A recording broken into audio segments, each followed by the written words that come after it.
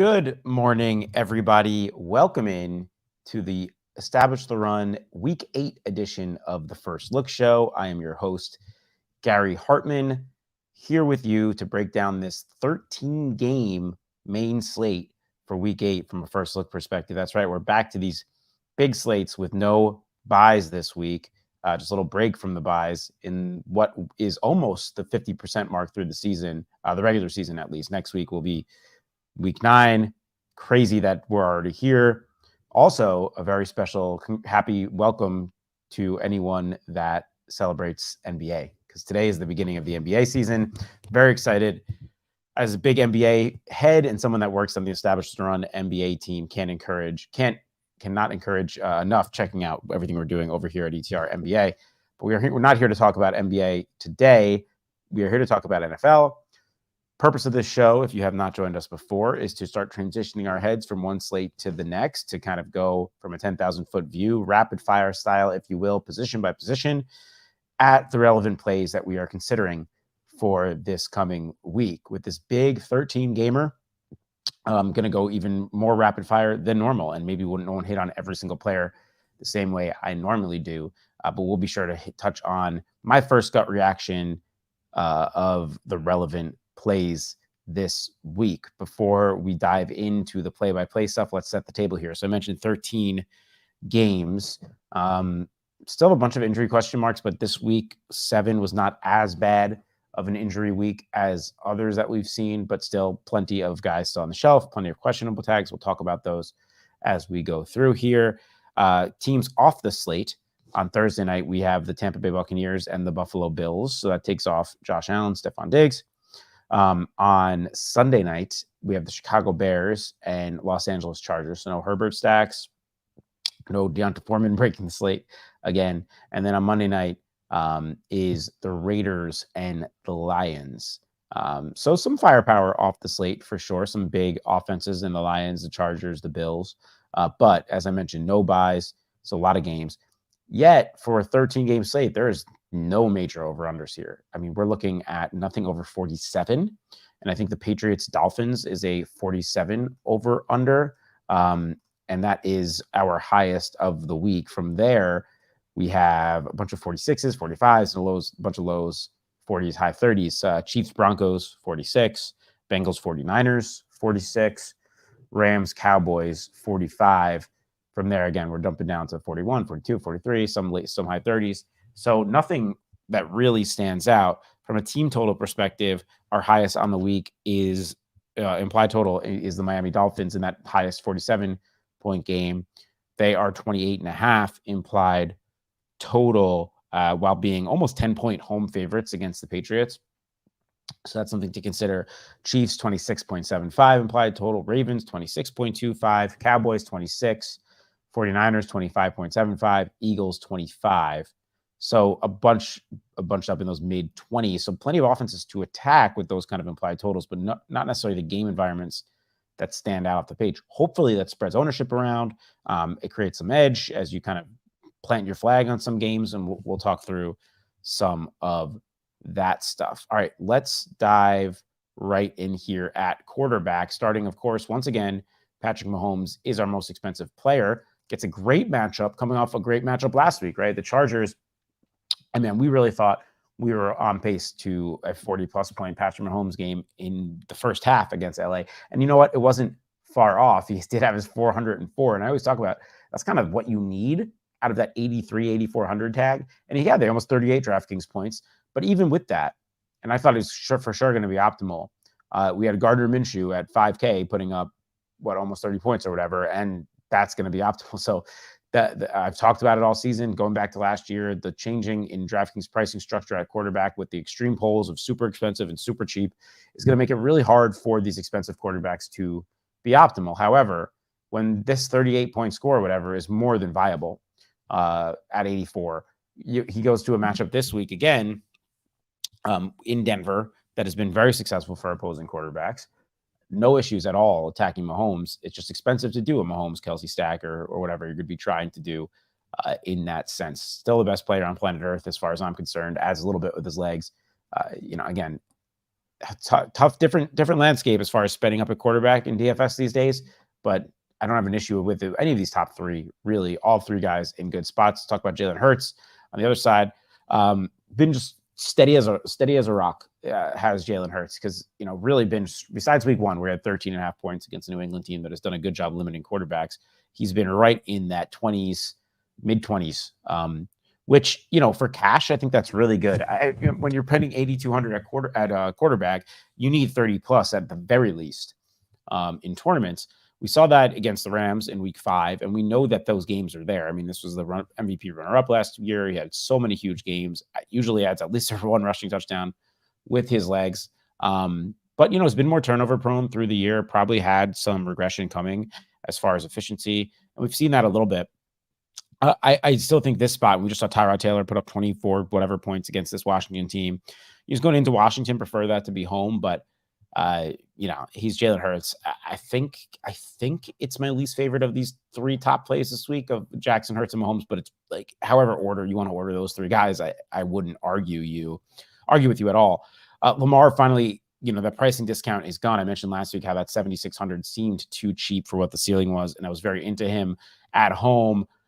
Even against a Detroit team that's been good on both sides of the ball up to this point. Now he goes into Arizona, so they're on the road, but Arizona's been a matchup that we've been very comfortable attacking, coming off a 38-point game. We know he adds plenty with his legs, really starting to look like the Lamar Jackson that ceiling case that we maybe anticipated in this Todd Monken offense coming into the season. Has thrown the ball 27, 30, and 38 times over the last 3 weeks. To see him throw the ball 27 times in what was still a 38-6 victory is encouraging. So even if game script possibly gets away, or if they're up big or whatever, I think that still paints a ceiling case. He's been really good. Has Lamar Jackson, like him a lot once again this week. Tua is a tougher spot because he's still priced up now with these other guys at 7.7. I guess this is his highest of the year, actually. I'll paint the bull case and the bear case real quick. Bull case is they're back home after going into a really tough matchup in primetime in Philadelphia. They're getting a New England team that is in a pure classic letdown spot after their victory against the Bills. The bear case is that the Patriots have been very good against opposing quarterbacks, and I wouldn't be surprised if we see something not maybe similar to what we saw in week 2, where you only have 13 DraftKings points in New England. But I don't know if we have the ceiling here at 7,700. I think in tournaments, he's still going to be in play for you. But I think compared to the 3 guys above him and some of the mid-tier guys, it's not as exciting of a play. Obviously, if you're playing Tua, I probably want Tyreek Hill there as well. And we'll talk about him in a second. Kirk, they have not priced down yet, despite us seeing now 3 somewhat pedestrian fantasy games in a row where he has not cracked 20 points. Going into Green Bay in division at 6,900. This is just a spot that I don't think I can get myself into in Kirk Cousins this week on a big slate. Stafford similarly, and again, he's just running so bad on touchdowns, 7 touchdowns, yet this has been a very good passing game, concentrated as well with Puka and Kupp and Tutu to an extent, but we have not gotten the touchdowns, and I get a really tough matchup with Dallas at 6,600, where he's priced up as his highest price of the season. I would need him back in those mid 5K range for me to get to Stafford this week. Who would have thought that we're here in week 8 and CJ Stroud is more expensive than his division rival in Trevor Lawrence, but that's where we're at. Stroud, 63 seems pretty efficient on his price. He's not going to give you anything with his legs, but they're coming off a bye. I don't know. I wish it was a little bit cheaper. The matchup certainly doesn't scare you. Carolina can rush the passer a little bit, though. It doesn't seem that exciting to me. And a lot of these guys you'll see in this kind of value tier, if you will, that have ceilings, maybe kind of have some tough matchups. Trevor Lawrence going into Pittsburgh, waiting to see a ceiling game from him all year. Pittsburgh certainly can rush the passer. Then you got Dak Prescott at home against the Rams. That seems okay. I don't mind that one at 6,100. He'd probably make my tournament pool, but Joe Burrow goes into San Francisco, who is coming off 2 losses in a row. FF Doom saying, no way, Pats show up 2 weeks in a row. I can't imagine the Niners don't show up 3 weeks in a row. So that's a tough spot, but he's only 6K. Gino, who was definitely was an option for us last week, disappointed a little bit at home against Arizona. Now he gets a home game again, but against the Browns team that has maybe the best or probably the best defense in football. Jordan Love is a spot you could definitely talk yourself into because we've been attacking offenses against the Vikings all season. The problem with Jordan Love is I'm starting to really worry, is he bad at football?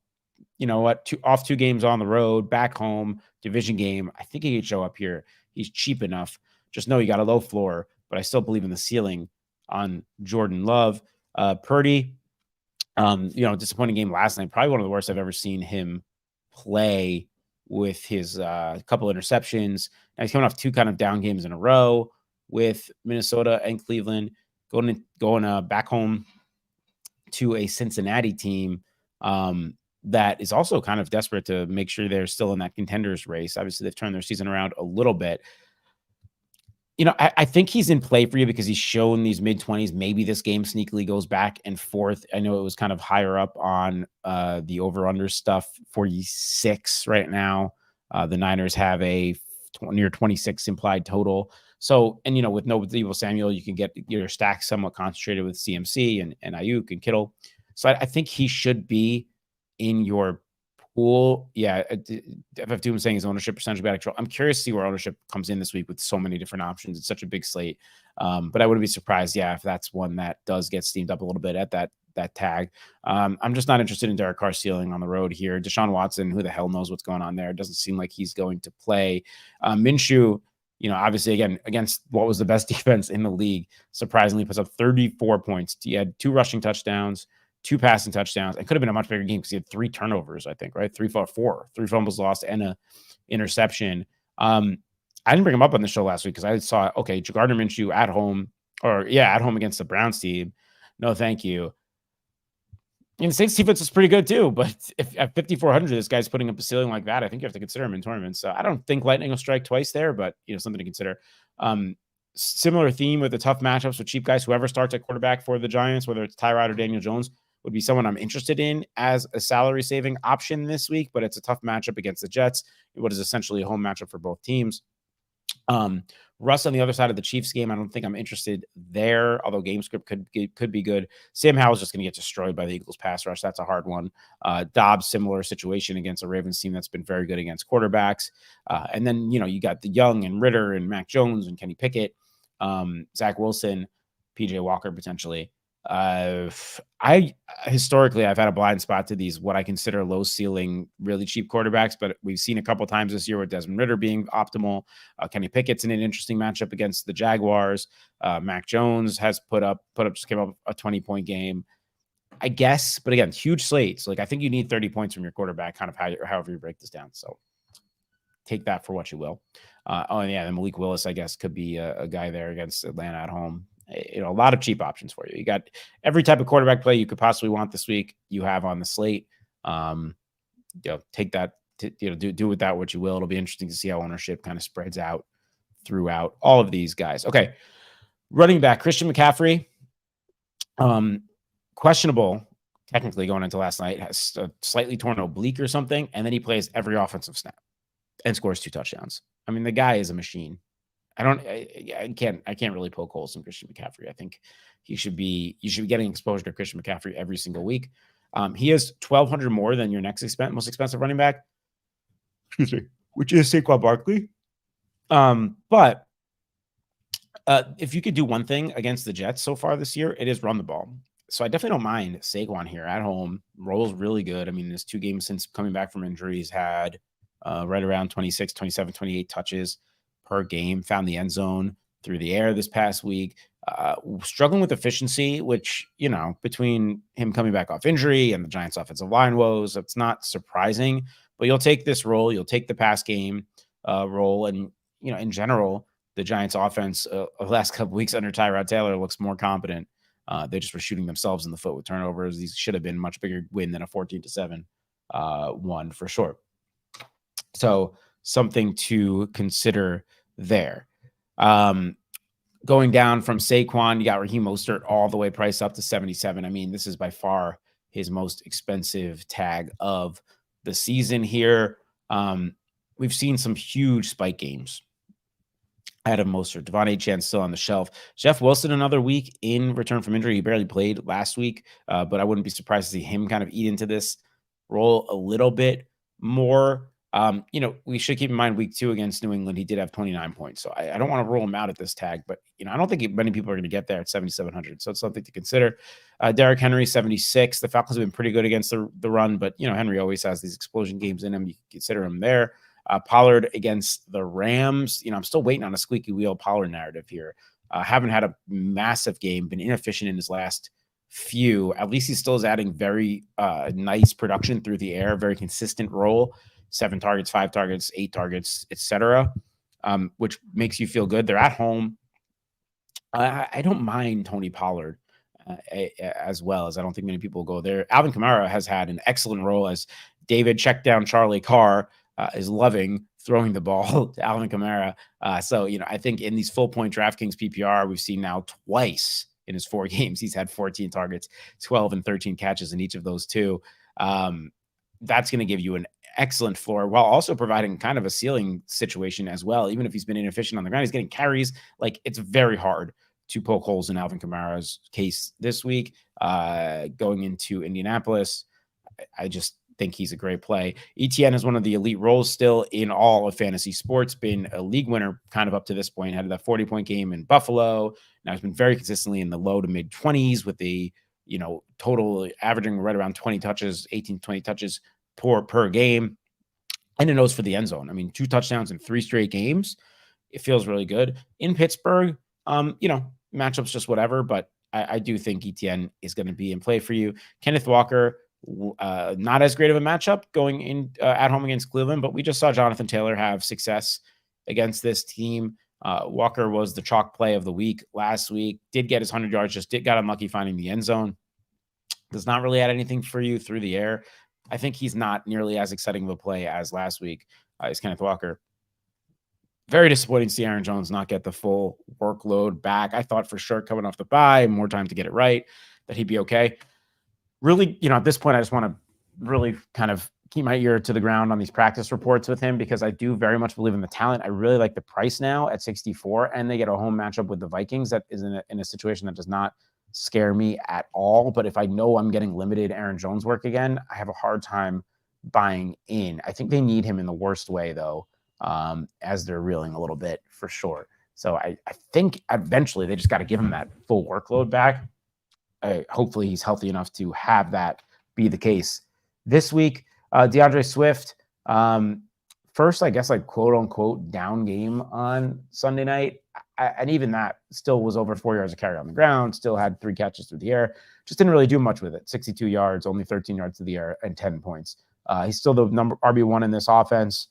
Matchup with Washington, I prefer to attack him through the air, but he could be a part of that. So don't mind Swift at only 63. And, kind of if you're seeing a theme here, it's that on this very big slate, there are running back options.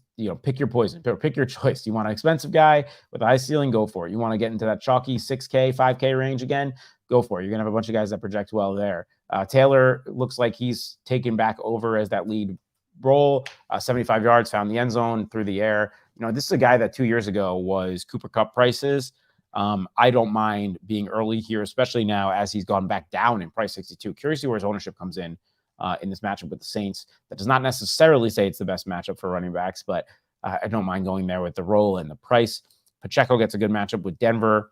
Been very consistent, again, all year, and he's been adding some stuff through the air, another 4 catches on 4 targets, and found the end zone through the air this week. I think you could actually pair him with Mahomes if you do want to spend up there and just kind of buy into the offense.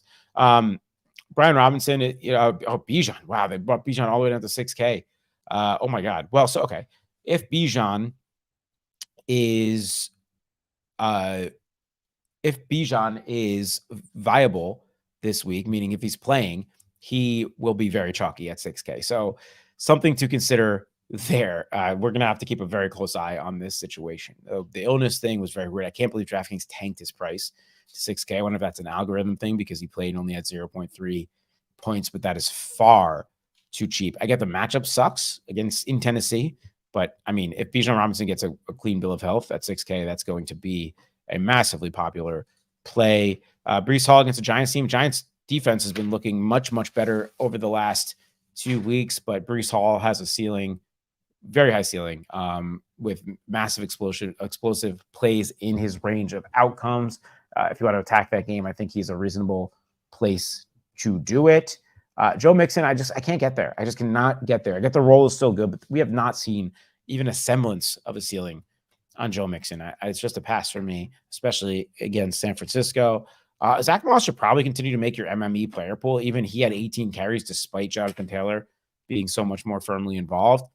Whatever. Madison, I flag planted him on the Showdown show last night. Just thought, hey, he's really cheap in this role that's still really good. We did see Cam Akers eat into his role more last night. This matchup with Green Bay actually does not really scare you. But if Cam Akers is going to be starting to eat into this more, that's a tough spot to invest in on a 13-game slate, either of those guys. Gus Edwards had 20 points last week. Looks like he's taken over as the preferred back here over Justice Hill for the Ravens, as the Ravens team is coming into their own. Great matchup with Arizona, should be in your player pool at 5,500. Ramondre, I think also, as he's continuing to be underpriced, should remain in player pools. He now has 2 straight weeks of double-digit points. I think the Patriots are realizing he's an important piece to have rolling in their offense. I don't think I'm really interested in Brian Robinson against Philadelphia. Between game script and matchup, that's a tough one for me to get to. Dameon Pierce, I want to start playing this guy, and I know the Texans offensive line is starting to get healthier, but I don't know what they're doing. They played Devin Singletary more or equally as much in their last game before the bye. This is a great matchup, theoretically against Carolina. I kind of got to see it at 53. Somebody I'll consider. Looks like Jerome Ford's going to miss some time, which definitely sets up Kareem Hunt and perhaps possibly Pierre Strong as well in your MME runs as a pivot to be some people considered. And then you get down to kind of the Pittsburgh guys, Algier, if there's any more Bijan stuff. Jalen Warren, Chuba Hubbard, if Miles Sanders is out again, which that would be a very good play against Houston. So, again, pick your type of running back play, and you got it this week. It'll be, a lot of it will be determined on where ownership does come in, but a lot of running back options for you on the slate. On the receiving side of things, I'm learned to stop doubting Tyreek Hill. I was trying to talk myself into narratives. Oh, he seems to be an every other week guy after week 4, right? Big score, low score, big score, low score. And now we've had 3 straight weeks of 26, 31, 35 points. The guy should probably be the offensive player of the year at this point. And is just in this, it's the perfect marriage, Tyreek Hill and this Mike McDaniel offense. Does get a New England team that probably will game plan to take him out, which makes me like Raheem Mostert a little bit more, makes me like Jalen Waddle a little bit more. I don't know if they'll be successful in doing that, but we know the old Bill Belichick style of take out this other team's best player by all means necessary, let them beat us in other ways. He's the one guy on this team that there's no doubt that's the guy you game plan around. He's 9,500 as well. Very curious on where ownership comes in on him because he's going to continue to project incredibly well. But, man, that's something to consider for sure. And if I do play into his ownership, I want exposure to Mostert, I want exposure to Waddle, and I'd want exposure to those pivots. And then there's the slate pivots as well, excuse the sirens. Cooper Kupp, really disappointing. I thought he was good chalk last week in that game against Pittsburgh with 30+% ownership, whatever is coming out, and he really failed. And Puka the pivot was great. Now, they bring Kupp back down $500, but you got to get matchup in Dallas. I like going back to the well here, especially if the field's going to be off it a little bit, but kind of want to see where it comes in. And then Jamar Chase gets that tough matchup with the Niners. But we just saw Jordan Addison have success against his team last night, and Chase is still way underpriced here at 8,100. So if you're looking for ceiling pivots to like Tyreek Hill, I think that's going to be a play for you. And A.J. Brown, meanwhile, also on the Tyreek Hill plan, where 5 straight weeks here since that squeaky wheel narrative coming off week 2, 5 straight weeks of 21 points or more, including a 32.7 on Sunday night, including a 41.5 in the same exact matchup in week 4. This is a very hard play to ignore, is A.J. Brown. Very hard at 8K. Properly priced as well. I mentioned Puka with the pivot there. This week, I just gut feeling would rather go back to Kupp at 79, but Puka's role remains incredible. CD, still waiting on like a 30+ point game, but we've had 2 games now of in the 20s coming off the bye at home against the Rams. If the Rams are able to push a little bit, I could see a CD being a sneaky play that might fall through the cracks. I already talked about Waddle. Ayuk, do like Ayuk as well. Did have 10 targets. Wasn't able to get much done with his. Purdy did not look good last night. If you want to buy into the Purdy bounce back and the Niners bounce back narrative, I probably want to do it paired up with Ayuk. So take that for what you will. Going to wait and see on all the Seattle receivers because Metcalf missed last week. He was a true game time decision, so my guess would be that he's back. Now, all those guys have a tough matchup with Cleveland, so probably be a max one unless I was attacking a game stack of Metcalf, Lockett, JSN, and wait and see on the Metcalf situation. Devonta Smith is priced all the way down now to 6,700. Remember, they would consistently keep him at 75, 76, 100 next to A.J. Brown, and talk about a squeaky wheel. One of these days it's going to happen.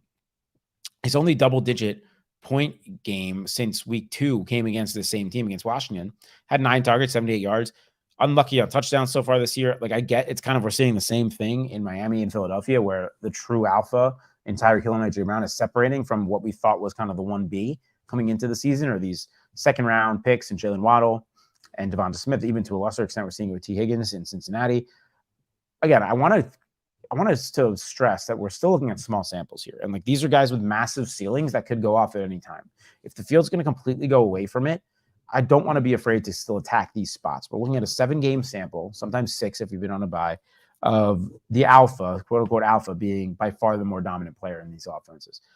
I get it, especially in Miami. It looks like they're using Jalen Waddle a little bit differently this year, but I don't want to completely go away from these guys that had mid-second round ADPs that prove that they can have ceiling cases year in and year out over the last couple seasons, just because we've had a rough start to go with this year. So that is Devonta Smith, that is Jalen Waddle, and that is T. Higgins to an extent, although Higgins has also battled some injury stuff, but he's under 6K now. So one of these weeks, one of these guys is going to absolutely explode and the field's going to be off it. I'd rather be early on those dudes. Other guys in this range, Thielen has been probably the surprise of all of fantasy football for me so far this year, even more than like Raheem Mostert and those guys, because we're looking at an age model dude who has just been dominating targets in a Carolina passing game that I don't even believe in. But game script works in his favor every week. He's getting like 10 to 15 targets every week, and he's gotten over 30 points in freaking 3 out of 6 games against a Houston team this week at home. Houston's shown the ability to score. I mean, Carolina is probably the worst team in the league. They should be playing from behind every week. He's priced up appropriately. Very curious on where his ownership comes in.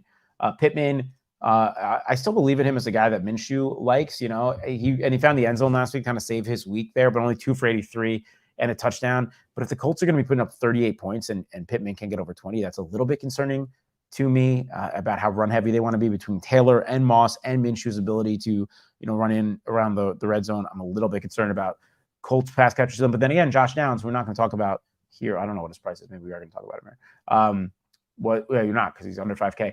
He goes crazy last week. So the Colts offense can be a little sneaky. Olave, another guy, second round ADP, who's just not gotten it done at all. But the targets are there. I kind of loop him right into that Waddle, Devonta, T. Higgins tier where I'm not willing to get off these guys yet. Garrett Wilson matchup certainly doesn't scare me against the Giants. 6,300. I think that's fine. Amari Cooper. I think, Amari's much better at home. And this has been a thing. I don't know if a lot of that is noisy, but this has now been a thing for like a season and a half where he's much better at home. And you can see it in the game logs there. So now they're on the road. Probably going to be PJ Walker again. The targets will be there, and like the price is fine. So I don't mind attacking in tournaments, but he wouldn't be like a cash game option for me, despite the good matchup. Christian Kirk remains underpriced here at under 6K. Really like him quite a bit, and yet he is now overtaken Calvin Ridley. Another guy right in that range. Like, I don't want to overreact. We've seen 2 games of Calvin Ridley now where he's been optimal or viable. Sorry. And then you get a game with Pittsburgh at 5,800. Like, yeah, I'll take that salary saving. Jordan Addison really showed why he was a first-round pick last night with his 10 for 123 and 2 in a tough matchup with San Francisco. Curious if he gets popular based off that game.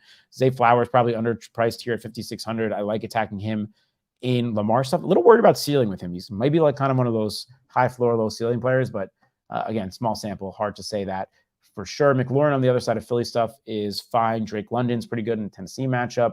I still wouldn't mind attacking Deontay Johnson at stone 5K as well. And Rashee Rice now up to 5K too. All right, let's go quickly here at tight end. I know it's harder to get this under 30 minutes with 13 games. Cover boy of this week's video is one Travis Taylor Swift Kelce himself. I usually don't love going, back-to-back weeks. Like, these guys can't, but we got Travis Kelce against the Broncos in elite matchup. 12 for 180 and a touchdown. Like, I'm not worried about Travis Kelce at all anymore. And people were so worried about him mid-first round ADP, blah, blah, blah. He's 34, whatever. Can he keep going? He's the wide receiver 1, 2, and 3 in this offense. He's got 13, 9, 11, 9, 8, 9 targets in every game he's played so far this year. And over the last 2 weeks, he looks way more spry than he did when he was a little banged up earlier in the season. Again, very hard to get to, but he was optimal this past week at 8K. Now they bump him right up to 8,400, but he's proving that he has a ceiling alongside Tyreek Hill. So Tyreek Hill's 9,500, Jamar Chase is 8,100, Cooper Kupp is 9K. He belongs in this. He belongs in this range of 8,400. I was about to make a Taylor Swift pun. God, what is wrong with me? The media is just, overtaking our brains with this garbage. But it's a fine play. And we actually had double tight end optimal. We'll talk about Darren Waller in a second, but there's a lot of tight ends, and the thing is he's still 2,000 more than Mark Andrews, who was also optimal for a while. And Andrews always, this is like what Mark Andrews did this past week to me is, if I look up Mark Andrews in like a football dictionary, I see 4 for 70 and 2 touchdowns. Like that is his, when he gets there, he did it in week 4 too, 5 for 80 and 2 touchdowns. Like that's just his game. He did it last week. Wouldn't be surprised to do it again. So, like, again, that $2,000 difference between Kelce and Anderson, I don't know if their ceiling cases are $2,000 apart. So I think that's kind of the negative case on Kelce. But then again, Kelsey's got those 40s in him. Hockenson really remains this. I guess Addison, overtook him as the target leader last night. He had 12 targets still for 86 yards. Like, he's really solid in full point PPR. DraftKings is TJ Hockenson especially with no Justin Jefferson. And the price is fine. But then I like this tier here. Kittle, Waller, Goddard, all in good matchups, all between 4,600 and 54. Waller now really starting to kind of get into that wide receiver one, whatever, primary target for the Giants that we were expecting with 3 straight weeks. 86 yards against Miami, 98 yards. Could have had a much bigger game. Was hoping for it because I flag planted him on Establish a Million. But 98 yards and a touchdown, 2 yards away from the bonus there. And that would have been really nice for Waller, yet he was still optimal in the flex with that double tight end, as I mentioned. And the Jets have been vulnerable against tight ends as well in the run game and against tight ends. So like Waller, like Kittle, like Goddard, who's starting to play very well as well. 2 of the last 3 weeks, over 19 points for Dallas Goedert. Evan Ingram is super cheap, and I'm curious if he becomes a cash game option again. I know he was this past week at 43. They're up to 45 in a less desirable matchup with Pittsburgh. I mean, if the Saints are going to keep running Taysom Hill out as a traditional tight end, I think it's something we have to consider because they're going to give him some rushing attempts as well, maybe some goal line carries. Only 4K. I think it's something we have to consider weirdly and unfortunately. Dalton Schultz had 2 games in a row where he was also viable. I think he was optimal in at least one of them. 2, starting to find the end zone, starting to be more ingrained or more of a connection with CJ Stroud. So at sub 4K, he's going to be in play for you. The Falcons guys, Pitts and Jonnu should still both be in your player pool. Jake Ferguson against the Rams at only 3,600. So plenty of options for you at tight end. I do think I like the higher tier this week with Kelce, Andrews, Hawk, Kittle, Waller, Goddard, all looking pretty good to me. Sean says he thinks Juwan Johnson's back this week, which would obviously eat into Taysom Hill as a traditional tight end. Okay, that'll do it. 33 minutes, a little long, 13 games. Had to kind of get my groove back with these big slates. I'm assuming next week we're going to be back to some buys, so we can get a little bit more in the weeds. But hopefully you found this helpful with a rapid fire style. I wish you guys all the best of luck here in week 8. And again, check out everything we have going on, establishtheRun.com. Not only football, though football, great stuff. Obviously, Adam and Evan team by team, Adam solo pod, rest of season 150, waiver wire, all that stuff. Great stuff coming today behind the paywall or on your podcast feeds for free. But Establish the Run NBA launching today. 2 games started tonight on Tuesday. Again, couldn't be prouder to be a part of that team. We'll be grinding every single day for DFS, for props, live shows, top plays. I'm going to write NBA top plays right now. Really crazy that we are back. Happy for NBA to be back. Cannot recommend checking out Establish the Run NBA product enough. Thank you guys for tuning in. I will be back with you next week. Good luck in week 8 and take care, everybody.